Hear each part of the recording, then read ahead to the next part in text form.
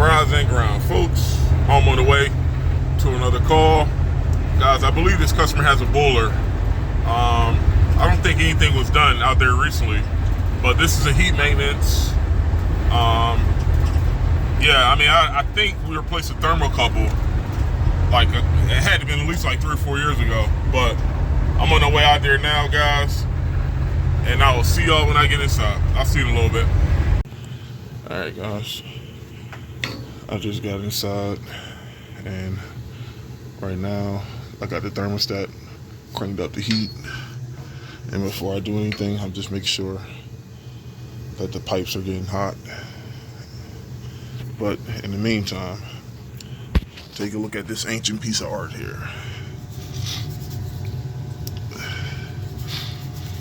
I thought this was a B&G circulator, but this is actually a Taco.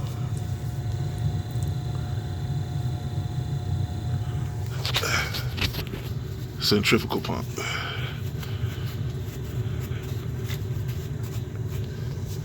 And as you can see, there's two different pieces. You got the motor and you got the impeller, and there's a coupler. So whenever the shaft on the motor turns, the impeller turns, and that's how this thing moves water.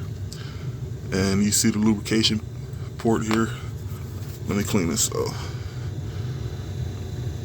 See that? This is where we will put oil at. And what I want to do is I'm going to go to the truck and get my lubrication oil and put some in there. And guys, definitely this is an older boiler, but I think the only thing that we had to get done here, well, the only thing the customer had to get done here is a thermocouple. But yeah, guys, for you guys that's out there doing B&G, I never had to replace or do anything with these Taco centrifugal circulator pumps, but that piece there in the middle with B&G pumps, those couplers, after a couple of years, they break. And if those couplers break, you'll hear the circulator pump run, but the pipes will be cold. And if you turn the power off and you see that chain broke, then you'll have to unbolt it, basically disconnect the assembly and mount the new coupler on. So it sounds easy, but sometimes these pumps can be in the back of the boiler, and the boiler can be in a tight closet, so it can definitely get crazy. But alright, guys, my pipes are starting to heat up. Let me go to the truck and get my oil so I can lubricate that pump. And I'm going to go upstairs and check the radiators to make sure that everything is hot. I will be right back. I'll see y'all in a little bit. Alright, guys.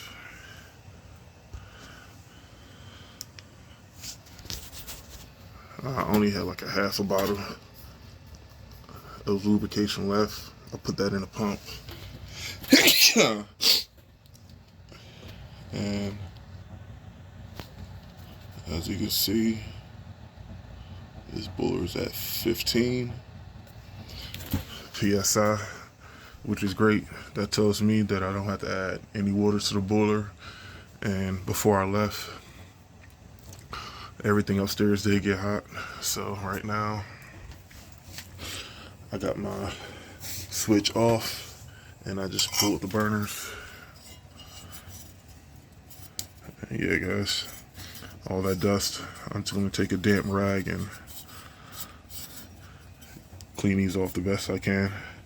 And also, I'm gonna turn the pilot out, get that last burner out, and I'm gonna get all that dust that's on the bottom of this boiler out.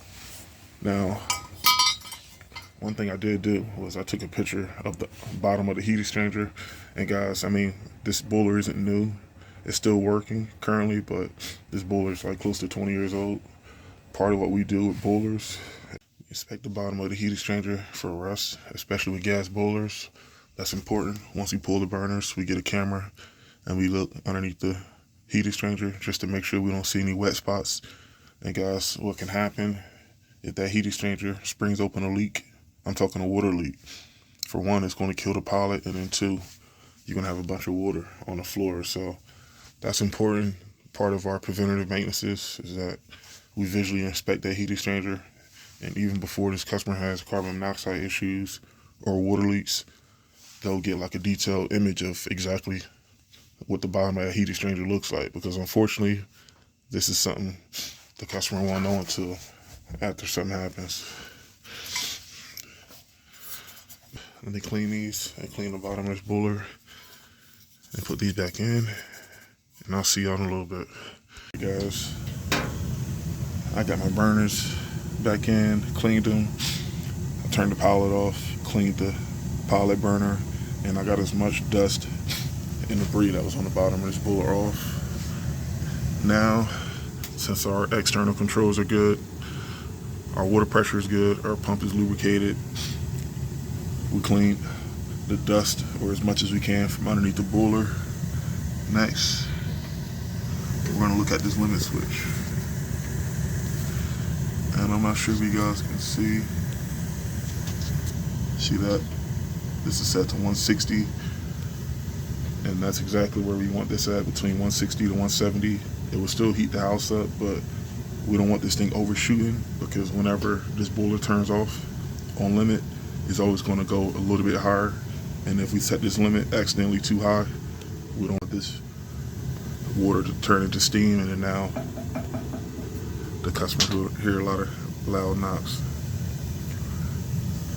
But yeah, guys, I'll definitely bring this to the customer's attention in regards to that heat exchanger. But at this point, the best thing she can do is what she's already been doing, just having us come out to clean this bowler, and hopefully we can get as much as we can out of this bowler before this heat exchanger rusts out. But there you have it, heat maintenance. You definitely seen that heat exchanger. That was the only not so good thing, but everything else checks out. I'm gonna rock out. I'll see you guys on the next one.